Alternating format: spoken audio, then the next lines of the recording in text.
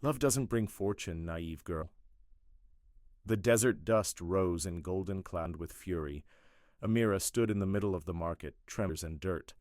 Her father held her arm so tightly she could feel his fingers digging in her skin. All around her, the entire town is the scene. Her sisters' voices echoed like whips in the hot air. "She's a disgrace to this family," Lena shouted, pointing at her with disdain. "She says the Sultan is coming for her. The mad woman believes a ruler would cross the desert for someone like you." Samira laughed cruelly, holding in her hands Amira's notebook of poems, that treasure which held her deepest dreams. "Do you want to know what we do with this nonsense?" she said, and before Amira's horrified eyes, she tore out the pages one by one, letting the wind carry them through the market like wounds. Amira fell to her knees, trying to reach the pieces of paper flying away from her. Her heart was breaking into 1,000 fragments, but something inside her, something small and persistent, refused to die. She lifted her gaze to the horizon, to the aim. And at that moment, just when everything seemed lost, the sky began to darken, not with clouds, but with a column of dust advancing from the distance. Someone was coming, someone was galloping towards her. But to understand how Amira reached that moment of absolute pain, we must go back to the beginning. We must return to the starry nights on the terrace of her house. Before we continue with this story, tell me from which city and country you are watching. It excites me to know that this story reaches hearts all over the world. Write it now in the comments and let's return. In the vast kingdom of Al-Nur, where the dunes seemed like golden waves stretching to touch the sky, lived a family of merchants who had built their fortune selling spices, fabrics, and jewels to the travelers who crossed the desert. The house of Farid, the patriarch, was one of the largest in the main oasis, with white adobe walls and an inner courtyard where palm trees grew, shading the burning afternoons. But despite all that wealth, there was no room for dreams in that house. Farid was a man of robust build, with a black beard streaked with gray counted coins. For him, the world was divided into two categories, what had commercial value and what was a waste of time. His two eldest daughters, Lena and Samira, had learned the lesson well. Lena, 25, was tall with sharp features, always dressed in the finest silks and adorned with bracelets that jingled when she walked. Samira, 23, was shorter but equally vain, obsessed with mirrors and finding a rich husband who would elevate her even further on the social ladder. And then there was Amira, the youngest, the different one. Amira was 20 years old with a face that seemed to have been drawn by the dawn itself, dark eyes as deep as wells of fresh water, soft cinnamon-colored skin, and wavy black hair that fell over her shoulders like a mid. But what truly distinguished her wasn't her beauty, but a light that spoke of inner worlds, of hopes that couldn't be bought with gold. While her sisters spent their afternoons trying on jewels and talking about bank to the house's terrace, sat on a worn-out rug, and wizen. She liked to see how the sun sank between the dunes, staining the sky orange, pink, and purple. And when the first stars began to appear quietly, I know that somewhere in the world, someone is also looking at these stars and thinking yet. If this story is touching your heart, don't forget to subscribe to the channel and leave your like so we can reach more people. Her family considered this madness. One night during dinner, Farid slammed the table with his palm, making the water glasses tremble. "Enough of your foolishness, Amira," he roared. "You're 20 years old. Your sisters are already negotiating their marriages to men of fortune, and you waste your time looking at the sky as if you were a child." Lena let out a mocking laugh as she put a date in her mouth. "She says she's waiting for true love," she scoffed, as if love was something you could eat or wear. "Love doesn't give you fortune, little sister. Powerful men seek gold, not illusions." Samira nodded, adjusting a silver bracelet. "You should learn from us, Amira. We've met merchants, sons of governors, all with riches. And what do? You write poems in that ridiculous notebook." Amira pressed her lips together, letting her sister's words stick in her chest like thorns. She simply lowered her gaze and waited for the because deep in her heart she knew something they would never understand. that true love wasn't sought in markets or negotiated like a bag of spices. True love arrived when two souls recognized each other, even if they were separated by mountains. The days in Farid's house passed with the monotony of the Amira helped with the household chores, but she always found moments to escape to her terrace to write in her notebook. There she penned verses that spoke of the wind, the stars, a love that didn't yet have a face, but the air she breathed. "Someday," she wrote with her reed pen, "you will cross the desert to me, and I will know it's you, because my heart will have recognized you forever." The weeks passed, and finally the moment the entire oasis had been eagerly awaiting arrived: the annual market fair. It was a 5-day event where merchants from all over the kingdom came to sell their products. Musicians played instruments under colorful tents, and the aroma of spices, freshly baked bread, and roasted meat filled the air. For Farid and his daughters, it was the perfect opportunity to do business and show themselves off to potential suitors. Amira, however, saw the fair as a window to the outside world, a respite from the walls of her house. On the first day of the fair, as the sun began to set, Amira walked alone among the stalls. She wore a simple ivory cotton dress and a light shawl that covered her hair. She had no jewels like her sisters, but there was something in her bearing, in the way she observed every detail with genuine interest. She was admiring some hand-painted ceramic vases when she heard the voice of a crying child. She turned and saw a little boy, no more than 6 years old, barefoot and with torn clothes, on the ground. Amira approached immediately. "What's wrong, little one?" she asked, kneeling beside him. The boy lifted his tear-streaked face. "I'm hungry," he sobbed. "My mother is sick and I couldn't bring anything to sell." Without thinking twice, she took out the few coins she had with her and bought fresh bread and dates from the nearest vendor. She handed the food to the boy, who took it with eyes shining with gratitude.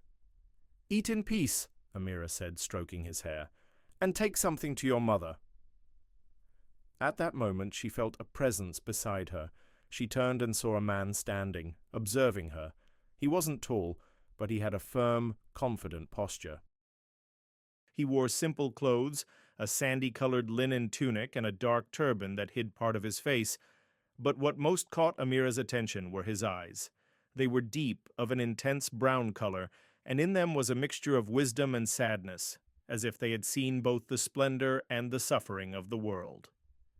The man looked at her with an intensity that made her shiver, not with discomfort, but with something she couldn't explain. It was as if this stranger could see right through her to the depths of her soul. "That was a noble gesture," he said in a deep. Amira felt heat rise to her cheeks. "It was nothing," she replied, averting her gaze. "I only did what anyone should do." Light smile. "Not everyone does. Most pass by." There was a silence between them, but it wasn't uncomfortable. It was the kind of silence that happens when two people recognize each other without no beat faster. The stranger stepped forward and bought more bread from the vendor. Then, without a word, he gave it to the boy and also coins. "For your mother," he said softly. The boy smiled from ear to ear and ran off. The man and Amira stood there as the market bustle continued around them. "What's your name?" he asked. "Amira," she replied, in a whisper. "Amira," he repeated as if in each letter, "a name that means princess." She let out a soft laugh. "I'm no princess. I'm just a merchant's daughter." The man looked at her with an expression she couldn't decipher. Sometimes royalty has nothing to do with crowns. Before Amira could respond, he gave a slight nod of his head. "I must go, but I hope to see you again, Amira." And without waiting for a reply, he disappeared into the market crowd. Amira stood there with her heart racing and a strange feeling in her chest. She didn't know who that man was. She hadn't even asked his name. But something told her that meeting hadn't been a coincidence. Over the next 2 days, Amira returned to the market, hoping to see him again. And every afternoon, as if fate were weaving its threads, he appeared always in the same place, gaze. They talked about simple things, the heat of the desert, the stars shining at night and its mysteries. He never mentioned where he came from, and Amira didn't ask. It didn't matter. The only thing that mattered was that when they were together, the rest of the world disappeared. On the third afternoon, as they walked by the edge of the oasis, he asked her, "What do you desire most in this life, Amira?" She stopped, looking at the reflection of the palm trees in the "I want a love that is true," she replied sincerely, "not one that is bought with gold or negotiated like a business deal. I want someone to see me, truly see me, and I have, but for who I am." The man was silent for a moment, as if weighing into his eyes. "Yes, I do, because if it doesn't exist, then why does the heart beat?" This time Amira saw a full smile on his face. It was a sad smile, but beautiful. "The heart doesn't beat just to survive, it beats to find." That night, before saying goodbye, "I must leave tomorrow," he said, and his voice carried a weight of regret. "But I promise you something, Amira. When the stars shine brighter than ever, I will follow their light to you. No matter how much time passes, I will return." Amira felt her eyes fill with tears. "Why do I feel like I've known you forever?" she whispered. He raised his hand and gently brushed her cheek. "Because there are souls that recognize each other, even if it's the first time they meet." With those words, he walked away into the shadows of the night. Amira didn't sleep that night. She stayed on the terrace looking at the sky, still feeling the warmth of his hand in hers. She didn't know his name, she knew nothing about him, but she felt that something deep and eternal. The next day, when she returned to the market, everything had changed. There was an unusual commotion. People ran back and forth, whispering urgently. Amira approached a fruit seller. "What's happening?" she asked. The woman looked at her with wide eyes. "The Sultan was here. Rashad, the ruler of Al-Nur. They say he was traveling incognito to know his people. The guards found him and took him back to the palace this morning." "The Sultan," she repeated, a voice broken. "Yes," said the woman. "They say he was dressed as a common man. No one knew who he was." Amira's world stopped. About the heart, the one who had promised to return, was Rashad, the ruler of the kingdom. The merchant's daughter had spoken to him as if they were. When she arrived, she locked herself in her room and cried until she had no tears left. Her family didn't know what had happened, and she didn't have the courage to tell them. That night, as she looked at the stars from her terrace, Amira whispered to the wind, "You said you would return." The news spread through the oasis like wildfire. Sultan Rashad had been among them, walking through the market like a common man, and no one had recognized him until his personal guards arrived in the early morning to take him back to the palace. The merchants talked about it on every corner, the women whispered while washing clothes at the well, and the children played at being the Sultan in disguise. In Farid's house, the revelation came in the cruel. Amira had spent 3 days locked in her room, crying silently, clinging to the promise Rashad had made. But in her heart, despite the pain, she guarded hope. He had said he would return, and she wanted to believe with every fiber of her being that they were true. On the afternoon of the 4th day, when she finally came down to get some water, she found her whole family gathered in the central patio. Her father was sitting in his usual chair, with a more serious face than usual. Lena and Samira stood on either side of him with expressions mixing amusement and contempt. "Look who decides to appear," said Samira in a mocking voice. "The princess of the desert comes out of her tower." Amira ignored the comment and headed towards the water jug, but her father's voice stopped her in her tracks. "Amira, come here, now!" There was something in his tone that sent a chill down her spine. She approached slowly, keeping her gaze down. "Yes, father." Farid watched her for a long. Then he let out a dry, humorless laugh. "Tell me something, daughter. Is it true what they've been saying in the market?"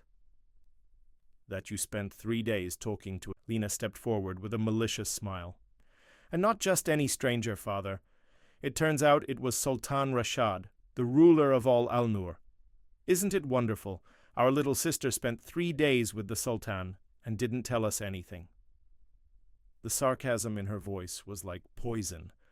Amira felt heat rise to. "I didn't know who he was," she whispered. "He didn't tell me.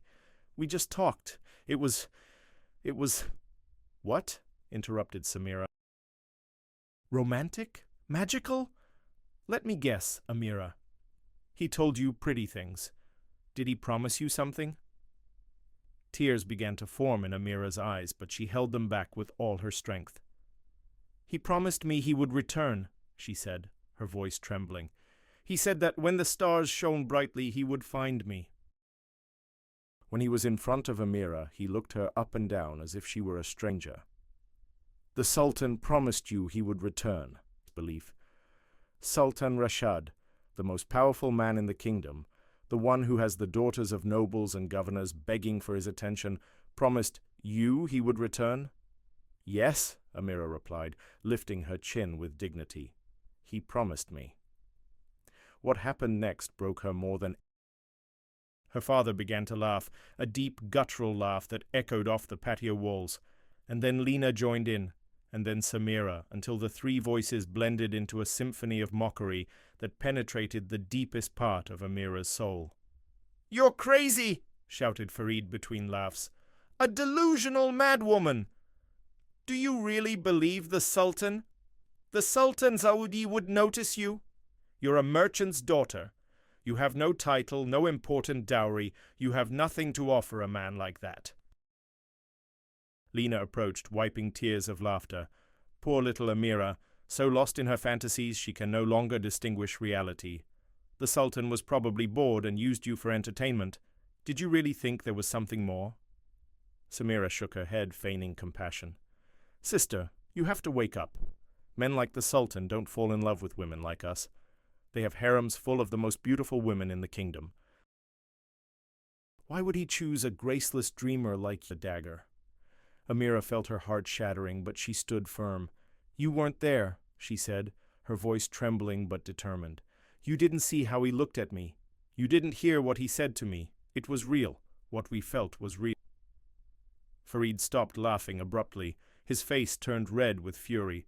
"Enough!" he roared, and his voice echoed throughout the patio. "Enough of this stupidity! Amira, go to your room right now and bring me that ridiculous notebook where you write your nonsense." Amira's heart stopped. "No, father, please, not that." "Now!" he shouted again. With trembling legs, Amira went up the stairs to her room.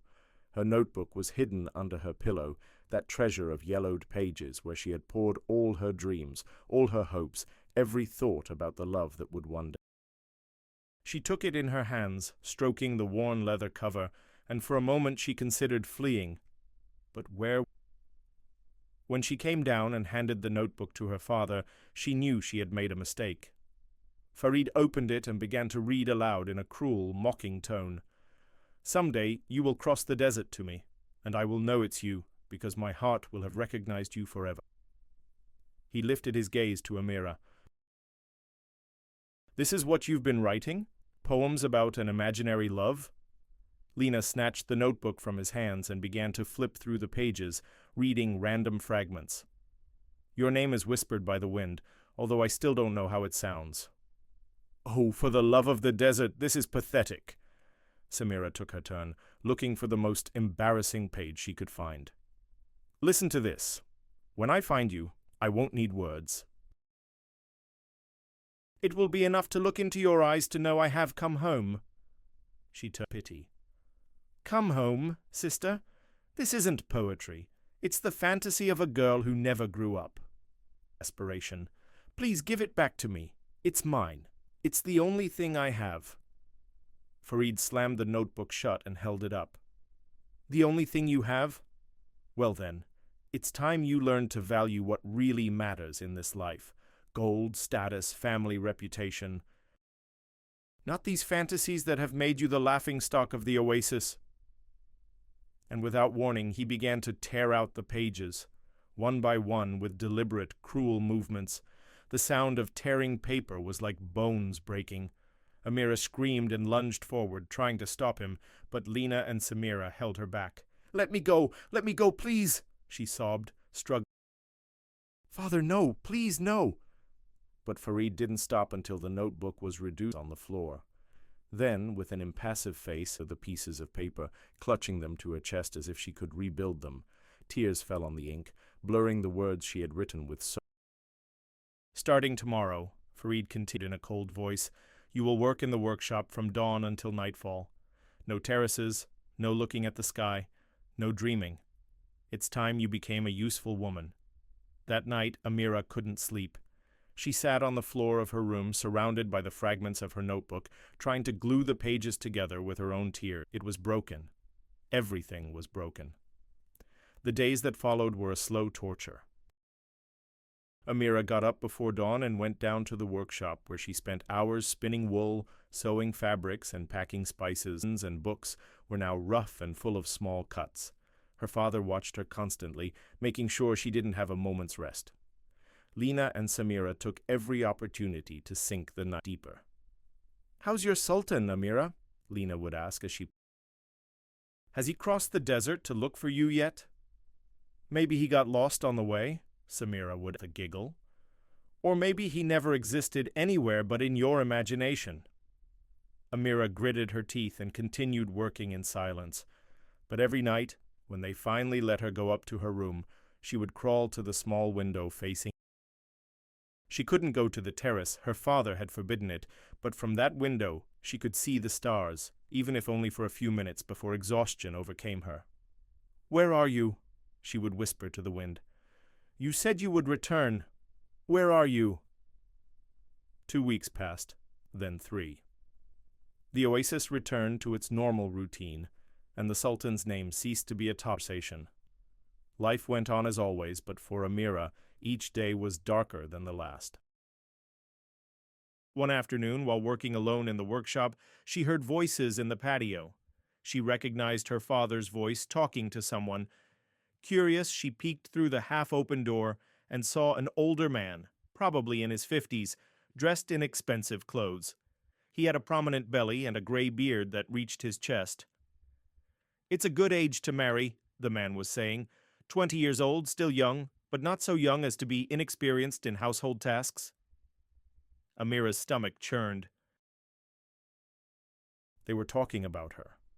"She's hard-working," Farid replied, "and after these weeks of discipline, she's learned to keep her mouth shut and her head down, as a good wife should." "My first wife died last year. I need someone to take care of my house and give me children. Your daughter will do." Farid extended his hand and both men shook it, sealing a deal that Amira had not asked for or desired. That night, during dinner, her father announced the news. "Amira, in 2 weeks you will marry Malik, the silk merchant. He is a respectable and rich man. You should be grateful." Amira dropped the piece of bread she was holding. "No," she said in a barely audible voice. "What did you say?" asked Farid. "I'm in weeks." There was fire in her eyes. "I said no. I will not marry that man. I don't love him." Leaned the room. "Love. Still talking about love." "Amira, wake up. The Sultan isn't coming. He isn't thinking about you. He probably doesn't even remember your name." "Malik can give you a comfortable life," added Samira. "What more do you want? To keep waiting for a ghost?" Farid hit the table with his fist, making everyone jump. "There is no discussion. You will marry Malik. End of conversation." "No," she repeated more strongly. "I will wait for Rashad. He promised me he would return, and I believe him." The silence that followed was absolute. Then Farid slowly stood up, walked around the table, and stopped in front of his daughter. "Listen to me well, foolish girl. The Sultan is not coming. Men like him don't cross deserts for women like you. You had fun with him for 3 days, and for him that was it, a passing entertainment. But you, in your stupidity, turned it into something it never was." Each word was a hammer beating her heart, but Amira stood firm. "You don't know what there was between us." "There was nothing," shouted Farid. "Nothing. And if you keep clinging to this madness, you will end up alone and abandoned. Malik is your only chance for a decent life. Accept it. But Amira shook her head, tears streaming down her cheeks. I'd rather be alone than live a lie. Farid looked at her with disgust. Then you will live as a slave in this house until you change your... You will stay in the workshop day and night if necessary, and if at the end of these 2 weeks you do not agree to marry Malik, I will throw you out on the street without a single dirham. Do you understand me? Good. Now get out of my sight. She weighed as stones.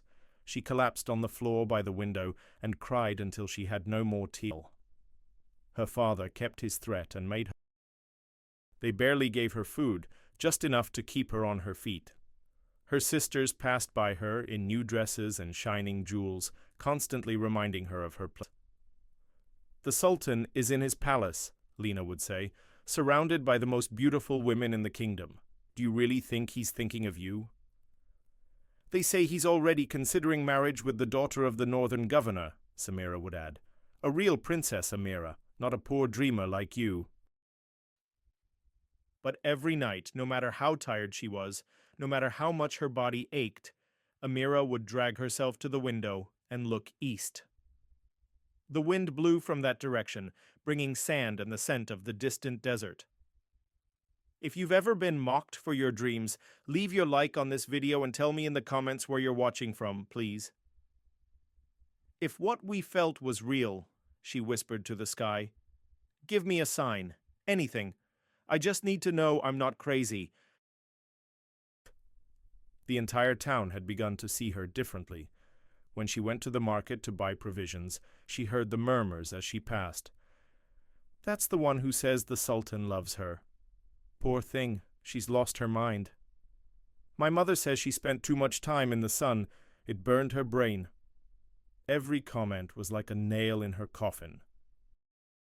On the darkest nights, when the exhaustion was too much and the pain unbearable, she wondered if everyone was right, if it had all been her imagination, if Rashad had really just been a stranger who spent 3 days entertained and nothing. But then she remembered his eyes, the way he had looked at her, the words he had said, and something. 1 week before the forced wedding with Malik, Amira was in the workshop when Lena entered with an especially cruel smile. I have news, little sister, she said, sitting in a chair opposite her. A messenger just arrived from the royal palace. Amira's heart skipped a beat. Yes, he brought an invitation for all the main families of the oasis. Sultan Rashad is holding a great banquet in 2 weeks. And guess why? He's going to announce his engagement to Princess Yasmin, daughter of the northern governor. Old stopped. She stared at her sister, unable to process the words. You're lying, she said finally. Why would I lie? Lena replied, shrugging. The messenger is in the living room right now, delivering the invitation to father. You can go see for yourself if you don't believe me. Amira stood up on trembling legs and ran. There was her father, holding a scroll with the royal seal. When he saw her enter, he looked up with a satisfied expression. Ah, Amira, how timely! I was just reading about the Sultan's upcoming marriage. I suppose this will finally make you see reason. Amira felt the ground open beneath her feet. She reached out towards the wall to keep from... Men promise many things, said Farid coldly, especially to naive women who believe in fairy tales. Now will you agree to marry Malik, or will I have to throw you out on the street? Amira didn't respond. She couldn't. She ran out of the house, ignoring her father's shouts. She ran through the streets of the oasis until she reached the edge of the desert. She fell to her knees on the hot sand. Why? She screamed at the sky. Why did you make me believe? Why did you give me hope only to snatch it away? The wind blew from the east, raising sand around her, and in that moment, at the lowest point of her pain, Amira felt something. It wasn't a voice. It wasn't a vision. It was just an inexplicable certainty born from the deepest part of her soul. He would come. Despite everything, despite the mockery, the rumors, her own doubt, Rashad would come. She stood up slowly, wiping her tears. Her clothes were dirty, her hair disheveled, and her heart broken into 1,000, but in her eyes, a small but iron-willed did. "I will wait," she said to the desert. "No matter what they say, no matter how much it hurts, I will wait." And with those words she returned to the house, ready to face whatever came. Because if there was one thing Amira had learned in those weeks of torment, it was that true dreams don't die easily, and real love, when it exists, can survive even the cruelest weight and doubt. In the royal palace of Al-Nur, surrounded by marble columns and gardens overflowing with flowers brought from distant lands, Sultan Rashad walked alone through the empty corridors. The full moon illuminated the floor mosaics, creating patterns of light and shadow, but he saw none of that beauty. His mind was kilometers away in a small oasis where a woman with deep eyes had touched his soul in a way no princess or noblewoman ever had. 4 weeks had passed since his guards had found him in the market and taken him back to the palace. 4 weeks of endless meetings with advisors, formal receptions, introductions to women from important, educated, perfect to be the wife of a sultan, but none of them were her. Rashad stopped in front of a window facing east, toward. Her name was like a prayer on his lips. He remembered every detail of those 3 days, the way her eyes lit up when she talked about the stars, the softness of her voice when she asked about his dreams, the purity of her heart when she helped that hungry child. In his life, Rashad had met hundreds of people. He had traveled throughout the kingdom, negotiated relentless enemies. But never, in all his 30 years, had he felt what he felt when he looked at her for the first time. It was as if his soul, which had been asleep all his life, had finally awakened. "My lord," the voice of the Grand Vizier snapped out of his thoughts. Rashad turned and saw the old man with firm steps. Khalil had served his father, and now he was the wisest man he knew, but also the most traditional. "It's late, Khalil," said Rashad in a tired voice. "What brings you here?" The vizier stopped at a respectful distance and clasped his hands in front of his chest.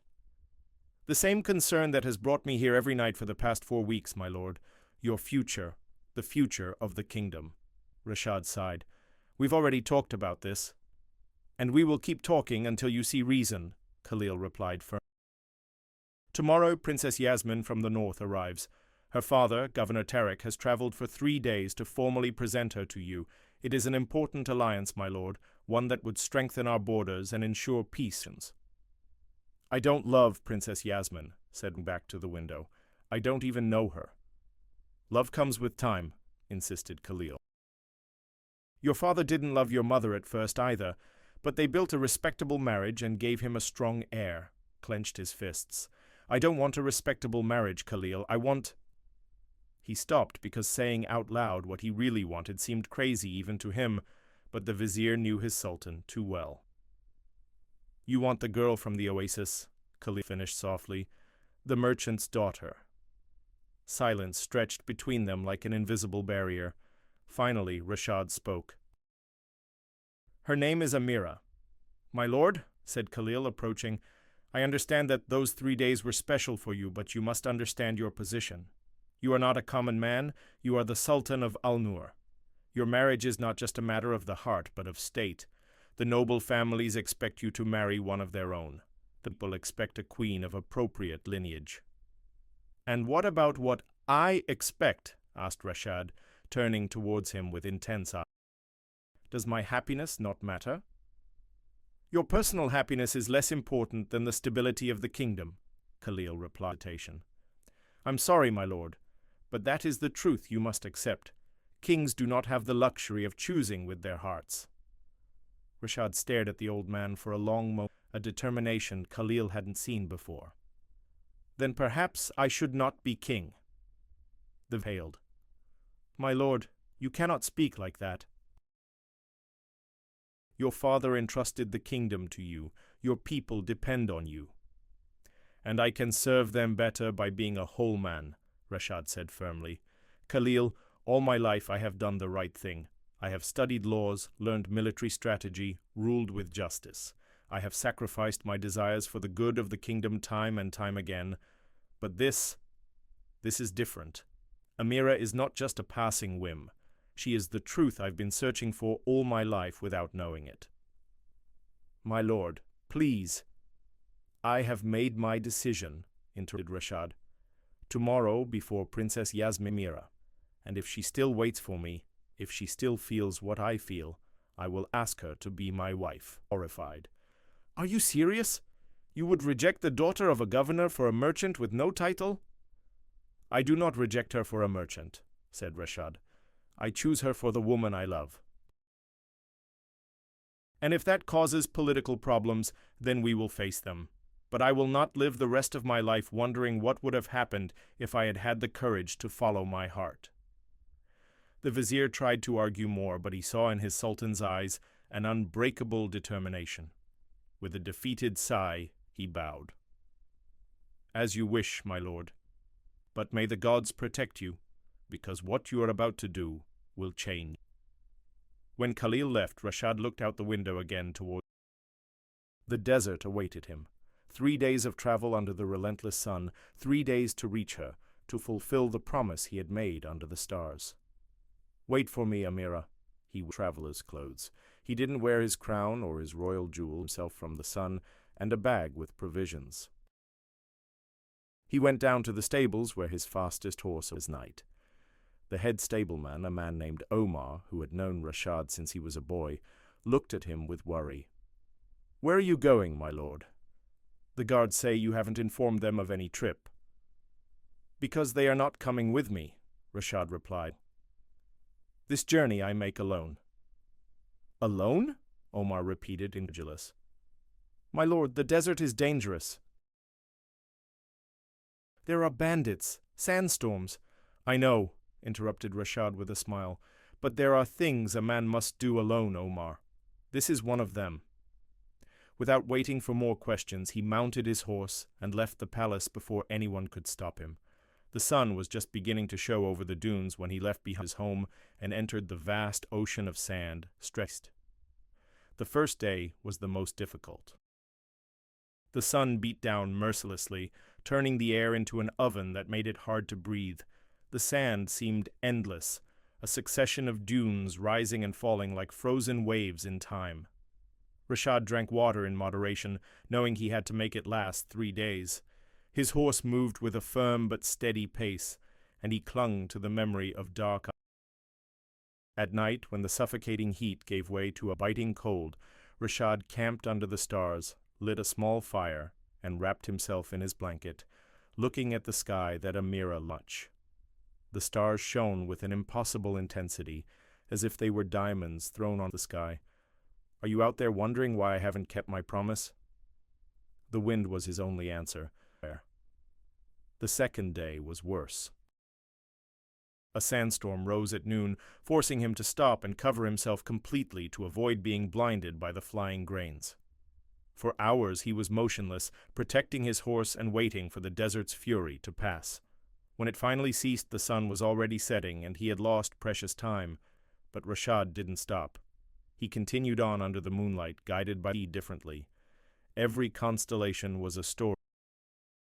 Every point of light was one more reason to continue. The third day, the water was running out. Rashad's lips were cracked, his skin burned by the sun, and every muscle in his body screamed in pain. But when he saw the first palm tree on the horizon, when the green of the oasis appeared like a mirage that this time was real, he felt a wave of renewed energy. He was close, very close. Meanwhile, in the oasis, the day Amira had feared had finally arrived. It was the morning of her forced wedding to Malik. The house was full of activity, with servants running back and forth, preparing everything for the ceremony that would take place at dusk in the central patio. Amira was sitting in her room, dressed in a wedding outfit her sisters had chosen embroidery, beautiful without a soul, thing in that wedding, beautiful on the outside. Lena entered without knocking, a satisfied smile on her face. "It's time, little sister. The guests are already arriving. Malik is waiting for you downstairs." Amira didn't respond. Her gaze was fixed on the window facing east. She had spent the whole night awake, watching the horizon, waiting for a miracle she knew wouldn't come. But even now, with her life about to be chained to a man she didn't love, a part of her refused to give up. "Amira," Lena insisted, approaching. "Don't make this more difficult than it already is. Accept your destiny with dignity," a hollow voice. "What dignity is there in forcing someone to marry against their will?" Samira appeared in the doorway with her arms crossed. "The dignity of obeying your father. The dignity of doing the right thing for family. Malik paid a good dowry. Thanks to you, father will be able to expand." They had sold her as if she were a bag of spices or a roll of fabric. Amira felt something inside her break definitively. "Fine," she said in a flat voice. "I'll come down." Her sisters exchanged surprised glances. They had expected more resistance, but Amira simply stood up, adjusted the veil over her face. Condemned woman. The patio was full of people. Families from the oasis had come to witness the wedding, not so much to celebrate as to gossip. "The mad woman who thought the Sultan loved her is finally marrying an old merchant." Malik was standing next to the imam who would officiate the ceremony. When he saw Amira approach, he smiled, showing yellowish teeth. He had the look of a man who had just bought something valuable at a good price. Farid was next to him, with a satisfied expression. But Amira didn't look at him. Her eyes were fixed on the ground. Seeing without seeing, she placed herself next to Malik, feeling the man's smell of cheap perfume make her dizzy. The imam began to recite the traditional prayers, and the patio fell into a respectful was the moment. In a few minutes, she would be married. Her life as she knew it would end, and Rashad would remain a beautiful dream that was never real. But then, just as the imam was about to ask for Amira's consent, a murmur began to spread among the guests. Someone was pointing towards the sky. Amira looked up and saw a cloud of dust rising on the eastern horizon. It was too big for the wind. It was too fast for a normal caravan.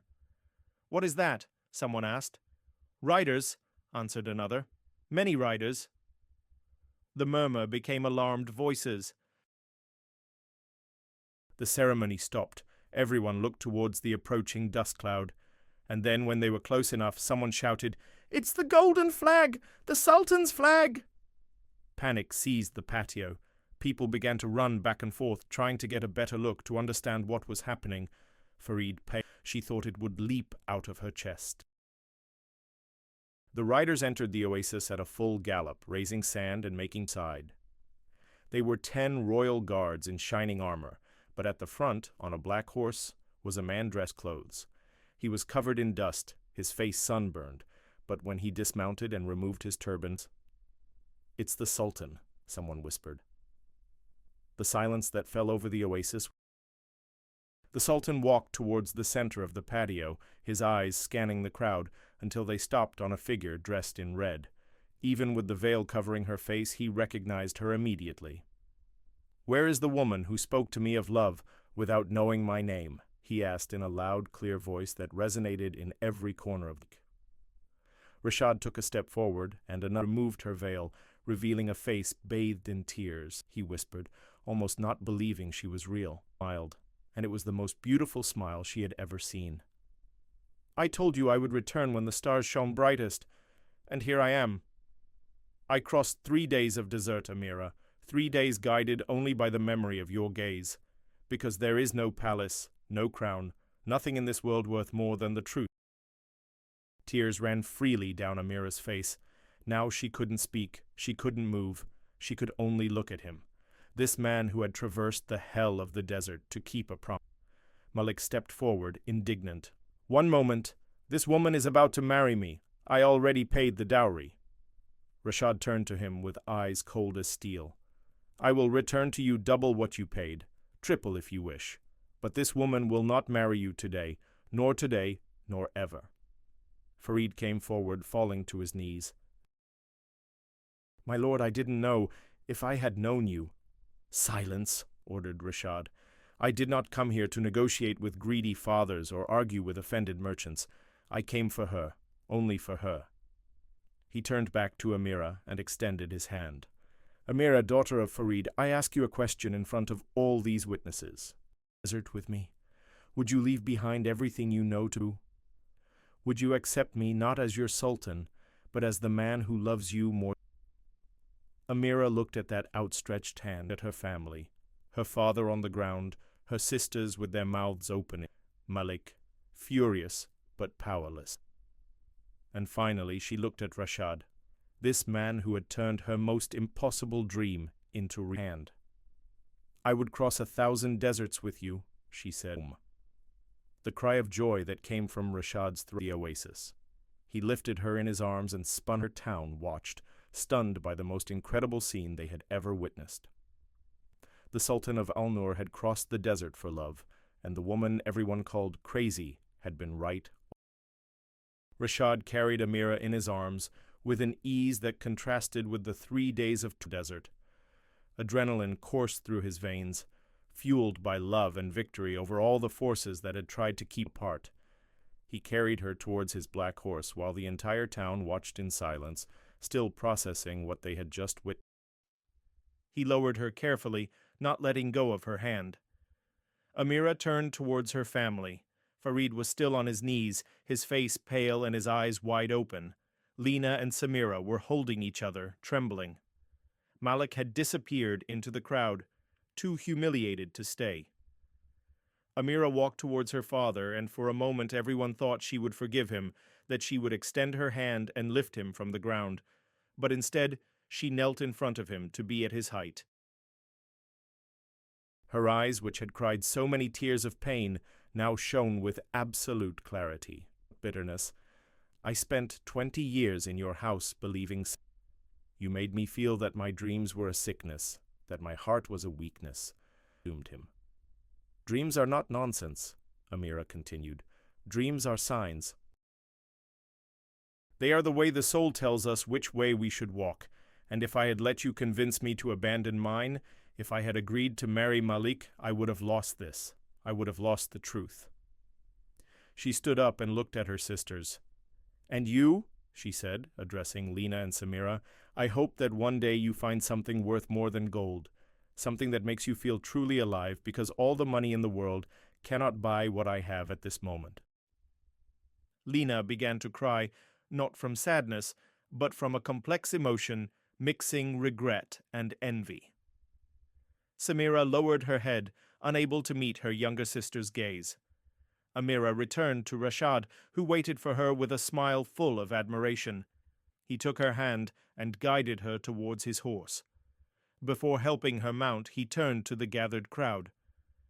Let everyone hear this, he said, in a voice that resonated in every corner of the oasis. Today I do not come to seek a wife for my throne. I come to seek peace for my heart, and I have found it in this woman who has no title nor riches, but whose soul shines brighter than all the jewels in my palace. He mounted first, then extended his behind him. She clung to his waist, feeling the world she had known all her life begin to fade away. The guards who had accompanied Rashad formed a protective circle around them. "Wait!" shouted a voice from the crowd. It was an old woman named Nadia, the oasis's midwife, who had helped bring Amira into the world. She had the help of a cane, and the guards moved aside to let her pass. When she reached the horse, she looked up at Amira with shining eyes. "I always knew you were special, little one," she said in a trembling voice. "The day you were born, there was a storm of shooting stars in the sky. Your mother, may she rest in peace, said you were a gift from heaven." And she was right. Amira felt tears return to her eyes. Her mother had died when she was only 5 years old, but she kept a few blurry memories of her warmth and tenderness. "Thank you, Nadia," she whispered, "for reminding me." The old woman nodded and stepped back. Rashad spurred his horse gently, and they began to move away from the oasis. As they rode, Amira looked back one last time. She saw the house where she had grown up, the terrace where she had spent so many nights dreaming, the market where it had all begun. And although a part of her felt sadness at leaving her previous behind, a much larger part felt a freedom she had never known. The journey back to the palace took 2 days. Rashad was in no hurry. They camped under the stars.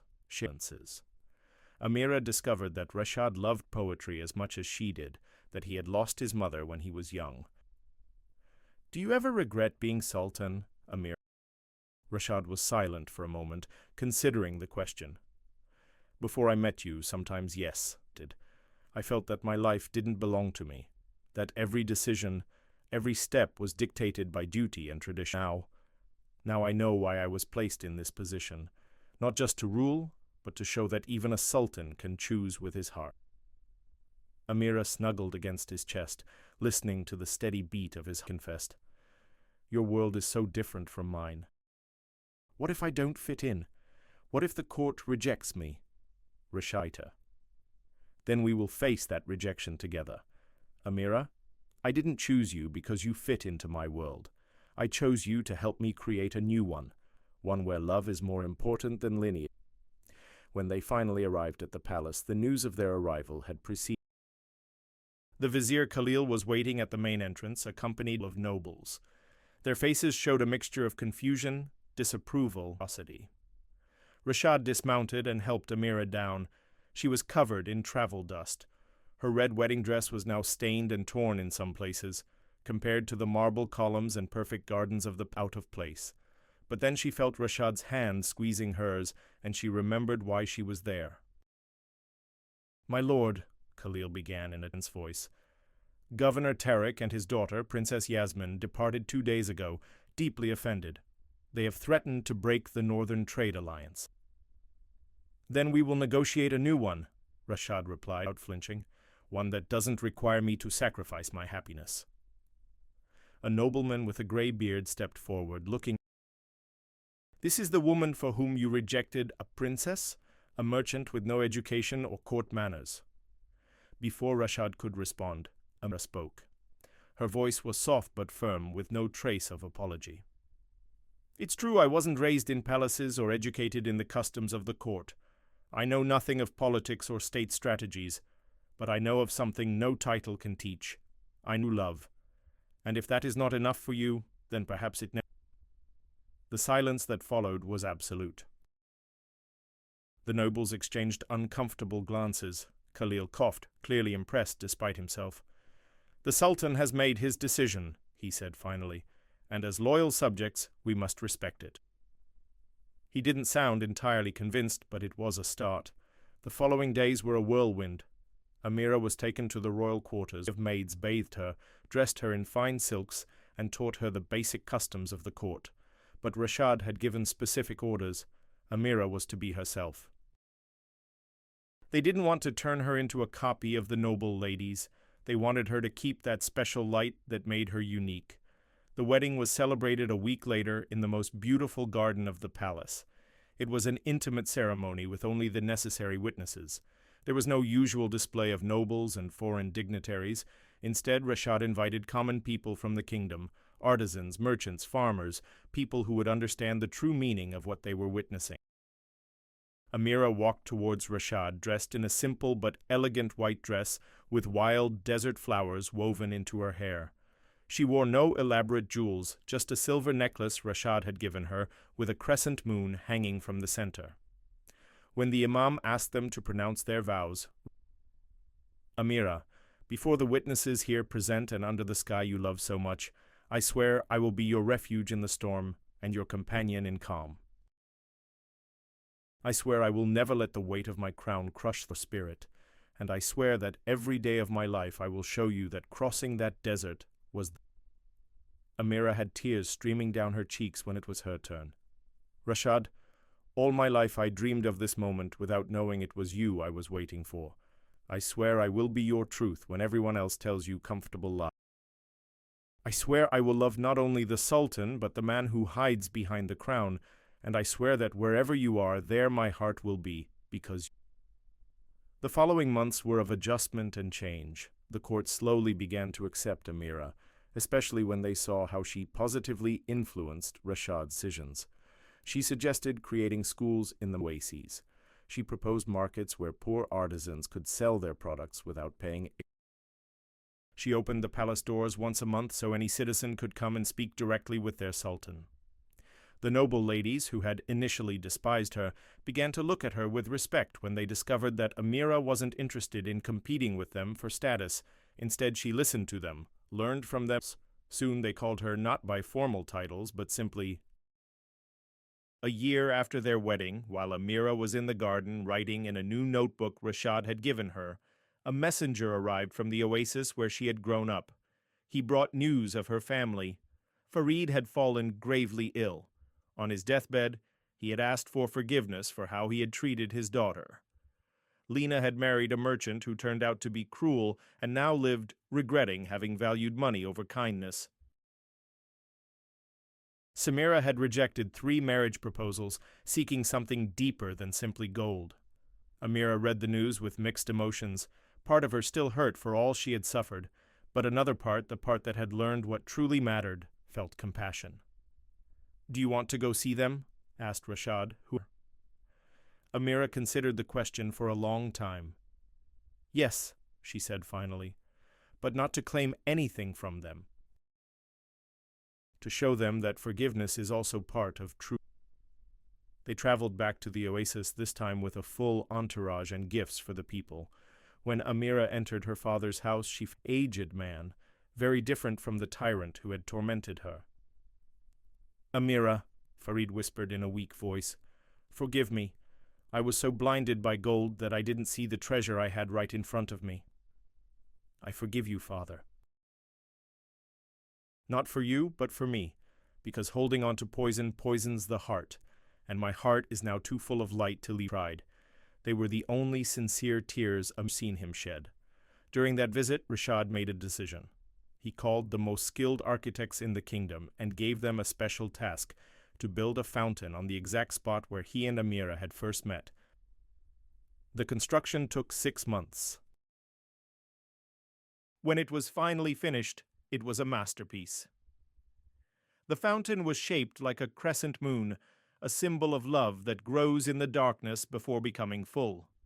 Water flowed from its center towards 4 directions, representing how true love expands and touches everything around it. But the most important thing was the inscription engraved on its base in golden letters that shone under the desert sun.